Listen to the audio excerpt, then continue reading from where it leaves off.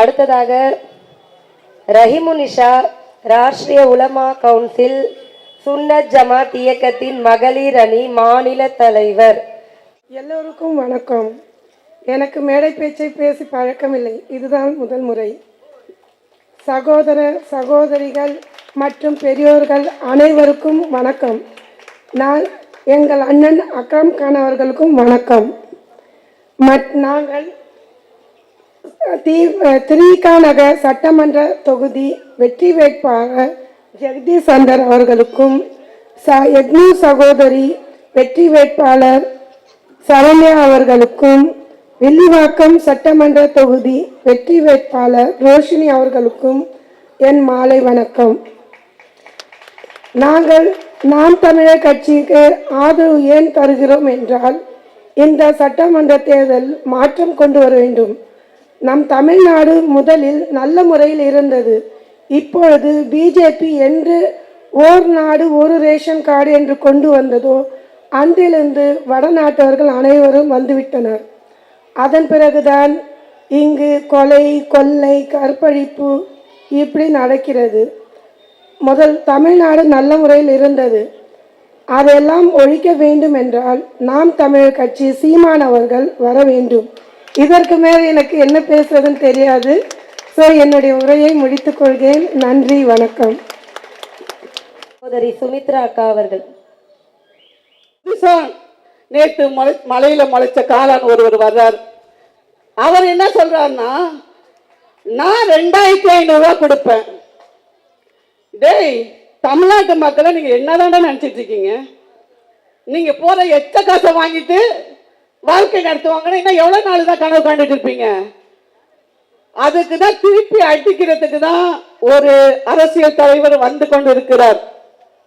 என் மக்களுக்கு இலவசம் கொடுக்க மாட்டேன்,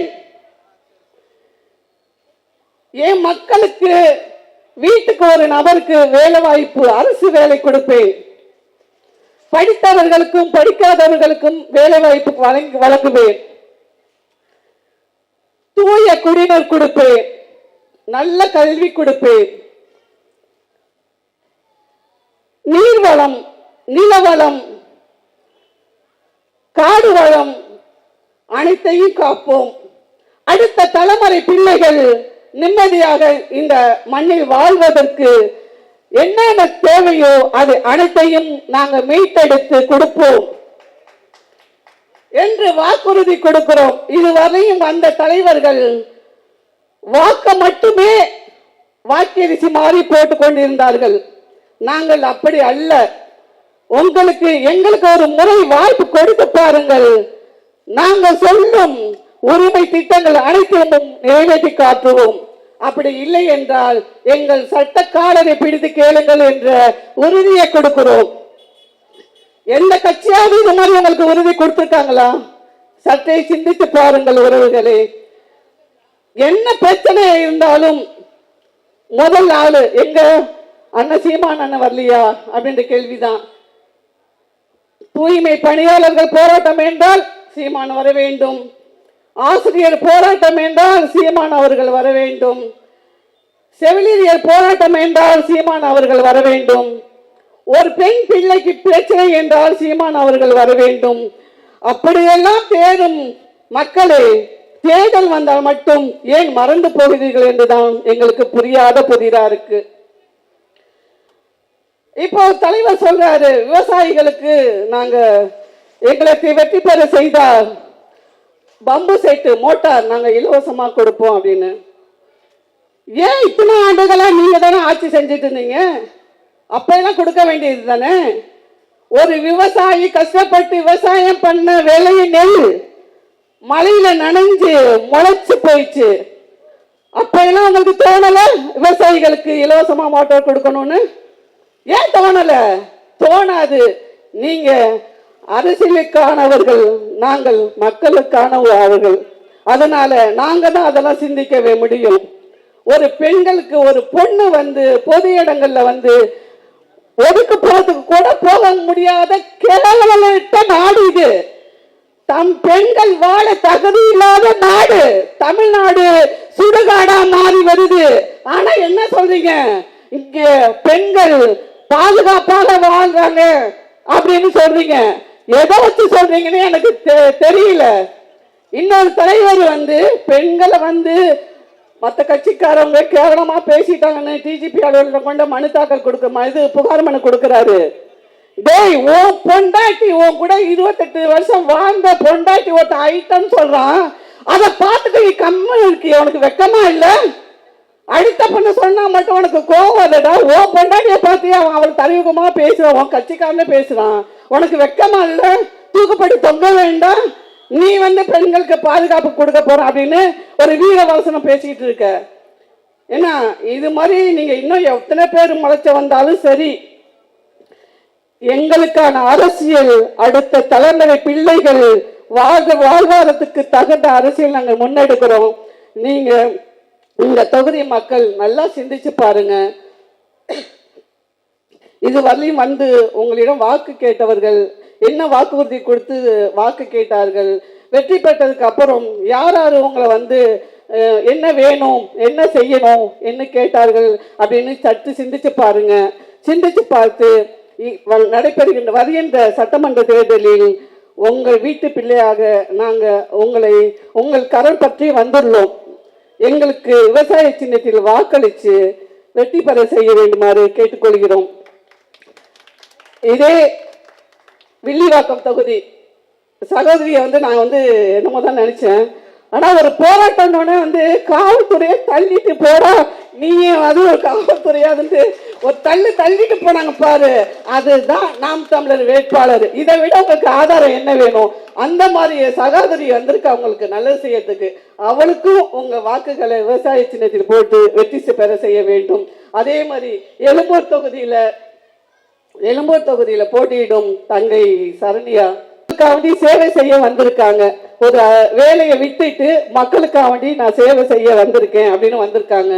அவங்களுக்கும் கரம் கொடுத்து விவசாய சின்னத்தில் வெற்றி பெற செய்யுமாறு அன்போடு கேட்டுக்கொள்கிறேன். நாம் தமிழர். தங்கமாரி அவர்கள்.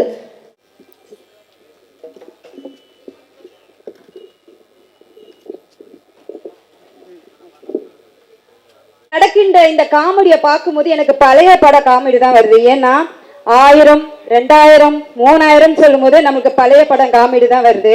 ஆனா எங்க பெண்களை இப்படி இவங்க ஏலம் விட்டுட்டு இருக்காங்கன்னு நினைக்கும் போது எங்களுக்கு அது அவமானங்களாக நாங்க கருதுகிறோம். அவங்களுக்கு எப்படி இருக்கு தெரியல. ஆனா அவங்களுக்கு பெண்களுக்கு ரோசம் வந்துச்சுன்னா இந்த தேர்தல்ல எங்களுடைய ஏற்கனவே விவசாய சின்னத்துக்கு வாக்களிங்க. ஏன்னா உங்களை தேர்தல் நேரத்துல மட்டும்தான் உங்களை ஏலம் விடுறாங்க. அதை புரிஞ்சுக்குங்க. உங்களுக்கு இலவசம் தானே தேவை, இலவசம் தானே. நாம் தமிழர் அரசு உங்களுக்கு இலவசம் தருது. 3 இலவசம், மகத்தான இலவசம் நாங்க தர்றோம். என்னன்னா கல்விக்கேற்ற வேலை, வேலைக்கேற்ற ஊதியம், அதை கொண்டு வாழ்கின்ற பெருமை மிக்க வாழ்க்கை. இதை நாம் தமிழர் அரசு தருது. ஏன்னா நம்ம அன்றாடம் உழைக்கிறது நம்முடைய கனவு இரவு தூங்கும் போது ஒரு பெரும் கனவு இருக்கும். என்னன்னா நம்ம பிள்ளைகளுக்கு சரியான கல்வி செலுத்த வேண்டும், அவர்களுக்கு ஒரு அரசு வேலை வாய்ப்பு கொடுக்க வேண்டும். இதுதான் நம்ம அன்றாடம் பெற்றோர்களாகிய நாம கனவாக இருப்போம். அதுக்காக தான் நம்ம உழைக்கிற வருமானங்களும் சரி, நமக்கு இருக்கிற சொத்துக்களையும் விட்டு நம்ம படிக்க வைக்கிறோம். அததான் நாம் தமிழர் அரசு என்ன சொல்றதுன்னா, ஆரம்ப கல்வி முதல் ஆராய்ச்சி கல்வி வரை உங்களுக்கு இலவசம். படித்தவர்களுக்கு படிக்காதவர்களுக்கும் அரசு வேலை. ஏன்னா நம்ம மக்களுக்கு ஒரு மனநோய் இருக்கு, எங்க படிச்சாலும் கவர்மெண்ட் வேலை வேணும்னு சொல்லுவாங்க. ஐயா சொன்ன மாதிரி அரசு வேலைன்னு சொன்னா புரியாது, கவர்மெண்ட் சொன்னாதான் புரியும். ஏன்னா நம்ம ஒரு இடத்துலயே ஊர்னது நம்ம எப்படியாவது கவர்மெண்ட் வேலை வேணுங்கிறது. அததான் எங்க அண்ணன் சீமான் அவர்கள் என்ன சொல்றேன்னா, அந்த அரசு வேலை நானே தர்றேன். எப்படி உங்களால சாத்தியமாகும்? அப்ப நீங்க ஏன் படிக்க வைக்கிறீங்க? நம்ம படிக்க வைக்கிறோம் இல்லையா? நம்ம பிள்ளைகளுக்கு எப்படியாவது அரசு வேலை வேண்டும் தானே நம்ம படிக்க வைக்கிறோம். அதுதான் வீட்டுக்கு வீடு ஒரு அரசு வேலை. தூய குடிநீர், நமக்கு தூய குடிநீர் உங்களால சாத்தியப்பட முடியுமா? சாத்தியப்பட முடியும். ஒரு தனியார் நிறுவனங்களால நம்ம வீட்டுக்கு நம் போன் பண்ண பிறகு உடனே ஒரு 5 கேன் 10 கேன் கொண்டு வர முடியுதுன்னா ஒரு அரசால் கொண்டு வர முடியாதா? நாங்க அங்கே நிறுத்துறோம், நிலுப்பாணி நீ தனியார் கம்பெனியா, நீ அப்படி போ. ஏன் மக்களுக்கு நான் தூய குடிநீர் கொடுக்கிறோம், நீ உன் வேலையை பார்த்துட்டு போன்னு சொல்லிட்டு நாங்க எல்லையிலே முடிச்சிருவோம். மகத்தான மருத்துவம், என்ன மருத்துவம் நீங்க அப்படி கொடுத்துட போறீங்க அப்படி நீங்க யோசிக்கலாம். ஏன்னா ஒரு அரசு மருத்துவமனையா இருக்கிறா, உங்க மனசாட்சியை தொட்டு சொல்லணும். ஏன்னா நம்ம சமீபத்தில் நிறைய பிரச்சனைகளை அரசு மருத்துவமனையில பார்த்துப்போம். பெரிய விளையாட்டுங்கனை வீராங்கனை கால சின்ன தசைப்பினை இதுதான் வந்துச்சு.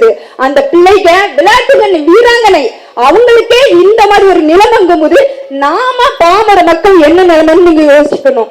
அதாவது கால் எடுத்தாங்க, கடைசியில் உயிரே போயிடுச்சு. ஏன்னா அந்த அரசாங்கம் ஏன் அரசு மருத்துவமனையில சிகிச்சை பார்க்க மாட்டேங்கிறாங்கன்னா அங்க தரமான மருத்துவம் இல்லை.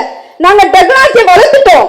எங்க டெக்னாலஜி வளர்த்துருக்கீங்கன்னா காவிரி மருத்துவமனை, அப்போலோ மருத்துவமனை, இவங்களுக்கு தான் அவங்க வாரி அள்ளி கொடுக்குறாங்களே தவிர நம்ம அரசு மருத்துவமனையில இல்ல. என்ன இருக்குது, நீங்க போன ஒரு ஊசி அந்த வெள்ளை கலர் மாத்திரை தருவோம். அந்த இதுக்காக தான் நம்ம வாக்கு செலுத்துறோமா? இல்ல. தயவு செஞ்சு ஒரு விழிப்புணர்வு வாங்க. ஏன்னா நேரம் குறைவா இருக்குது.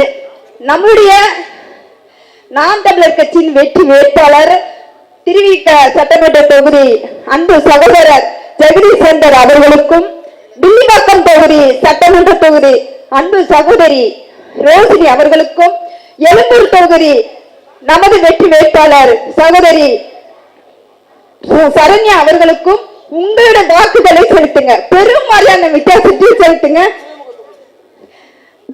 துறைமுகம் தொகுதி சட்டமன்ற வேட்பாளர் நமது அன்பு சகோதரர் பௌசான் ஷரீப் அவர்களுக்கும் உங்களுடைய பொன்னான வாக்குகளை செலுத்தி வெற்றி பெற வைக்குமாறு உங்களை அன்புடன் கேட்டுக்கொள்கிறோம். இது உங்கள் வாக்கு, உங்கள் தலையத்தை மாற்றுவதான வாக்கு. அனைவருக்கும் புரட்சி வாழ்த்துக்கள். இந்த கூட்டத்திற்கு வருகை தந்திருக்கும் அனைத்து உறவுகளுக்கும் எங்கள் நன்றியை தெரிவித்துக் கொள்கிறோம். நன்றி, வணக்கம். புரட்சி எப்போது வெல்லும், அது எங்கள் வேட்பாளர்களும் வெற்றி அதை சொல்லும்.